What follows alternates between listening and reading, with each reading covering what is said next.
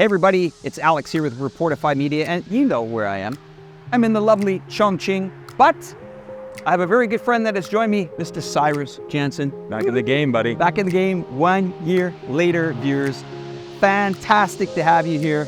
And well, what's been going on in a year with your life? Oh man, Alex, first of all, it's so good to be back. You know, one of the things that has really developed is, obviously we're keep growing our YouTube channels. We're, really trying to help spread these geopolitical stories around the world because there's so many things that are happening. And I think what we really want is we want more people to understand, what is China really like? What is going on with Russia, Ukraine? What's going on with Israel, Palestine? Like the whole world is kind of chaos right now.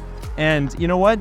The wife and I said, what we need to do? Let's get back to China this summer. We're going to be here for the next 6 weeks.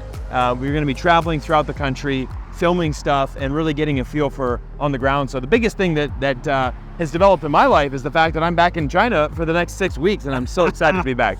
Your first impressions of coming here to Chongqing?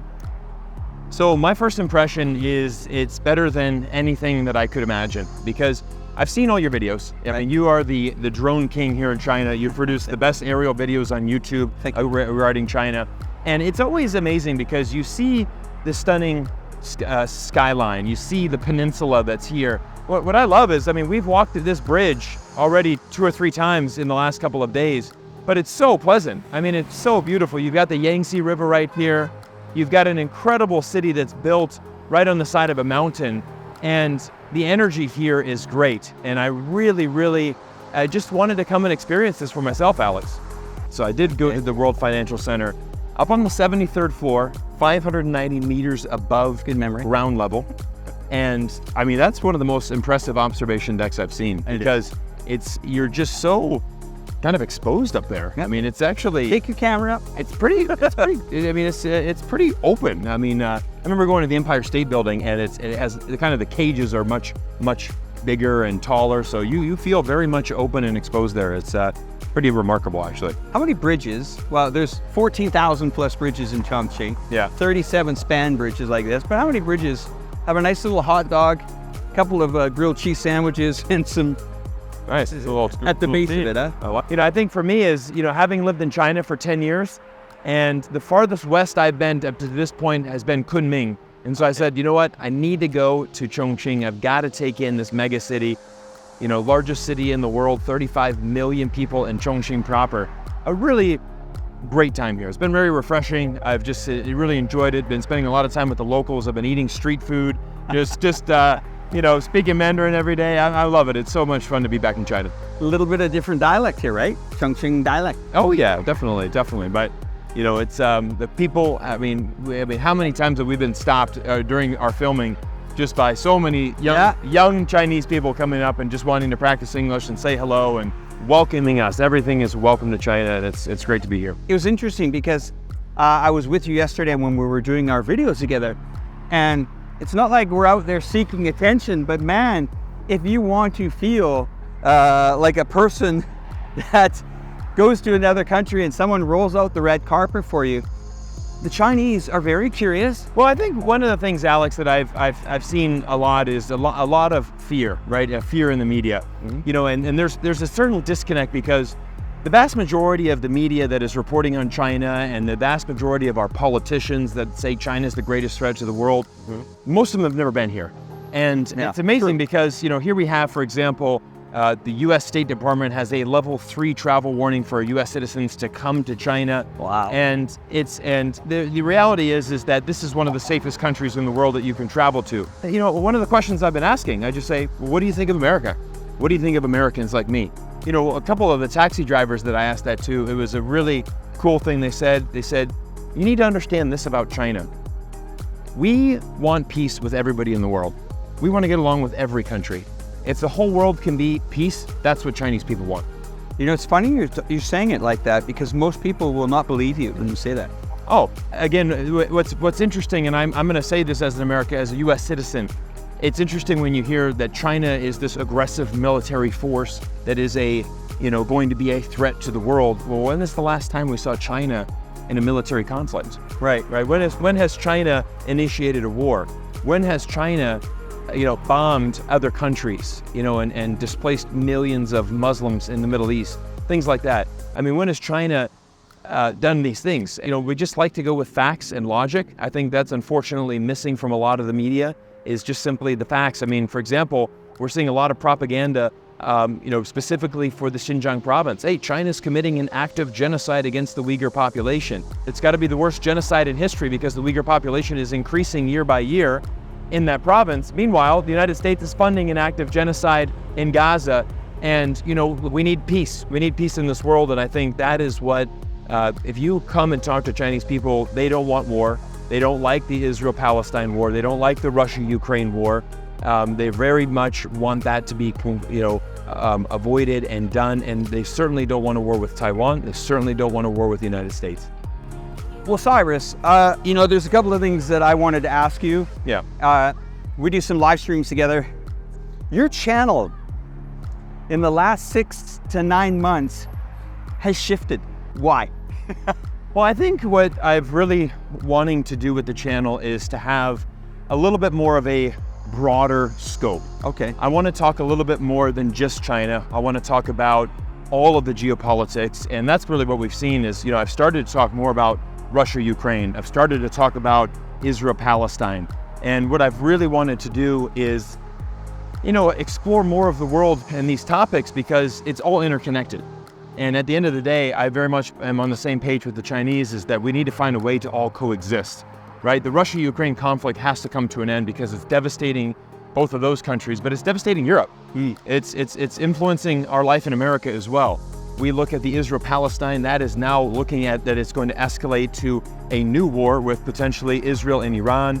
US is going to get dragged in. I mean, there's just too much conflicts around the world. So I wanted to, basically talk about these topics as well. And, it's been very well received from the community and very happy to, continue to see the channel grow, and we're going to keep working hard on that. Now you're in a city in Southwest China, mega city, 35 million plus, growing. How have people treated you here? Oh, I mean, I think that's what I want people to understand with my experience in China specifically. I've been traveling to the country for 17 years. I lived here for 10, and I've honestly had nothing but positive interactions with Chinese people throughout my entire time. But one of the things I think is so awesome to see this time, I've seen a lot of youth here in Chongqing. A lot of youth. I think, we are in the, close to the summer holidays. So I think there's a lot of, youth that are traveling. And they have, so many people are wanting to come up and practice English. At least say hello, right? Let's take a picture. They want to talk. They want to say, hey, where are you from? Tell me. I think the Chinese are some of the most curious people in the world, and very good curious. They want to learn more about your culture. As soon as they find out that I'm from America, they give me a thumbs up, they smile. It helps that I speak Chinese. We obviously have a bit of a conversation in Chinese, and I think this is one of the things that I really want to see more with Alex, is this people-to-people diplomacy, because now that we have more countries around the world opening up, becoming visa-free, that way you can travel here, it's going to be easier. And what's amazing is I've had a big influence on my community back in Las Vegas where I live, because a lot of the parents that are at our school, a lot of my friends there, they watch our YouTube channels. Okay. They're interested because they say, you are presenting a side that we have never heard in the media. And powerful media. And when I told them, hey, we're going on a summer holiday, we're going to China for 6 weeks, a lot of them have said, I would love to go to China too. Oh, that's great. Now that you've opened that and really exposed us to that, and I think you're going to see that. We're going to see more people wanting to come to China. I think, it's an amazing initiative as well. Xi Jinping, when he met with Biden last November, one of the things he said, I want to have 50,000 American students studying in China. I want that. We need more people-to-people diplomacy. We need more people learning Chinese. We need, obviously America is built on immigration, so we have a tremendous amount of people coming to America, and we just need more of that. And that's what we're doing. That is what our goal is to, just foster more communication and, foster a world where we're working together. How would you describe the city to people? I would say it is one of the most geographically interesting places because of its location, right? It's right where two rivers join, and you have these amazing peninsula that's right at the heart of the city. You have these beautiful mountains. It's a beautiful actual climate here as well. It's actually quite nice here in the summer. There's just a certain kind of energy here, right? The people here in Chongqing, they love their spicy food. So we're talking, you've got the spicy peppers, The locals here have this kind of flavor as well. I'd say it's kind of the spice of China. We're primarily based in Guangzhou with my wife's family, and we're just brought the kids here, basically just kind of setting up shop there. So we're spending a lot of time in Guangzhou just to be with her family and, just enjoy some nice slow time with the kids on their summer holiday. But I said, if I've got one trip, I got to go to Chongqing. And I think it's also notable to say that we managed to meet up with Daniel Dumbrell here, who is based in Chongqing. And he's a very good example. He's got a big family that has moved here, relocated here, and living the dream.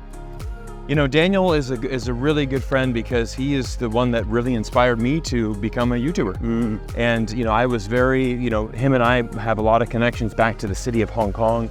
So we've had a very close connection there. So when the protests happened, it devastated me to see the city just torn apart by these protests.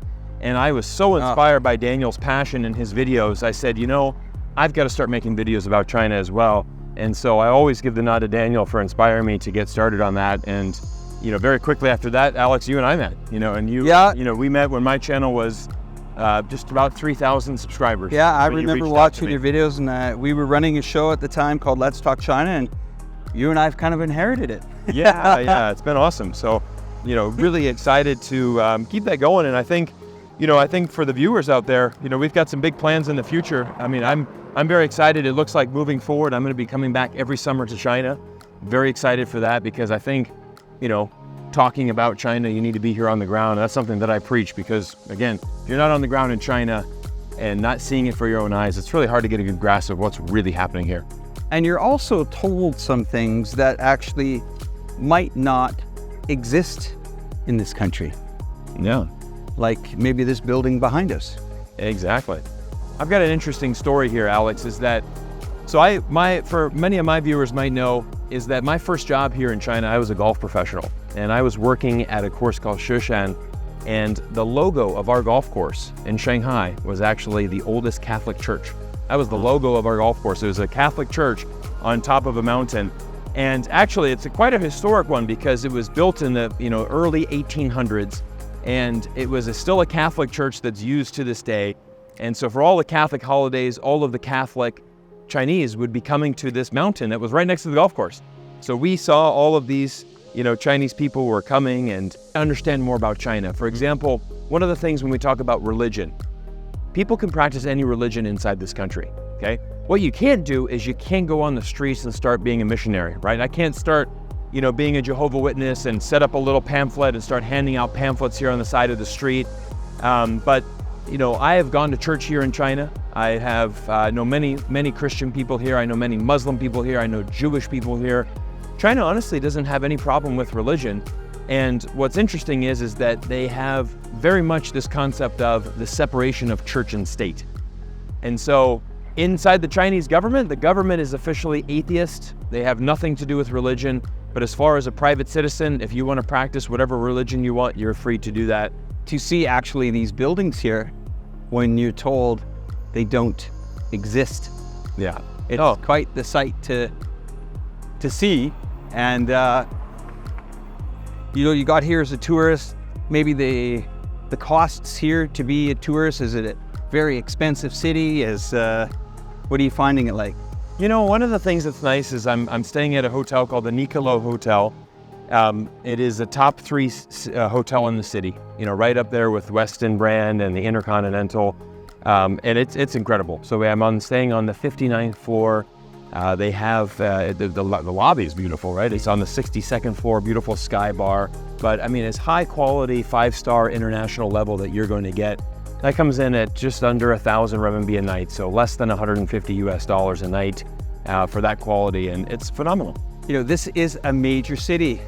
This is a city that is transforming itself from an industrial city. Many years ago, you couldn't see the sky here. Right. There's been a revolution, Alex, in the sense that the streets are much cleaner.